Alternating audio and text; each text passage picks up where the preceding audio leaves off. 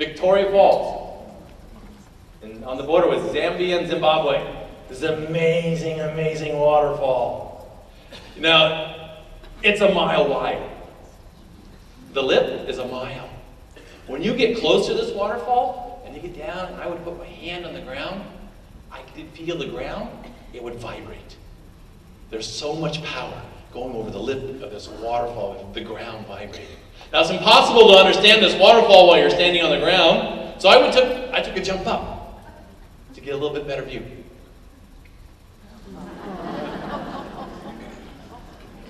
There's the Zambezi River, this is Victoria Falls, and this is Dean Jacobs hanging on for dear life.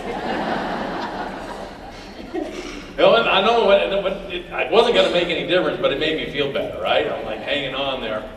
And it all goes down to one narrow channel here where you can go whitewater rafting. And I wasn't going to miss a chance to do that, because these things don't come by very often. So there I was, whitewater rafting on this rafting trip. By the way, I don't know how to swim. Right, Dale?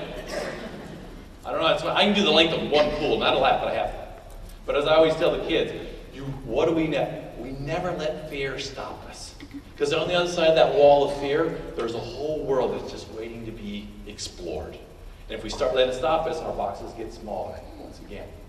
Now, I wore a life jacket. Now they had a lot of rules on this rafting trip. Can anyone guess what the number one rule might have been?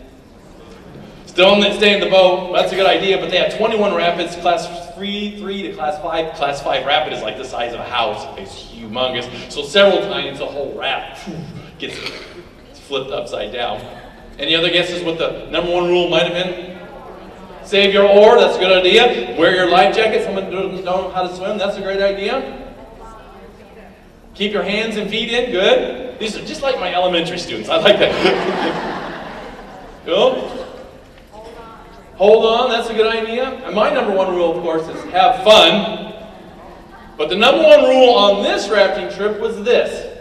As soon as you get thrown out of the raft, get back in as soon as you can, because the water is filled with crocodiles.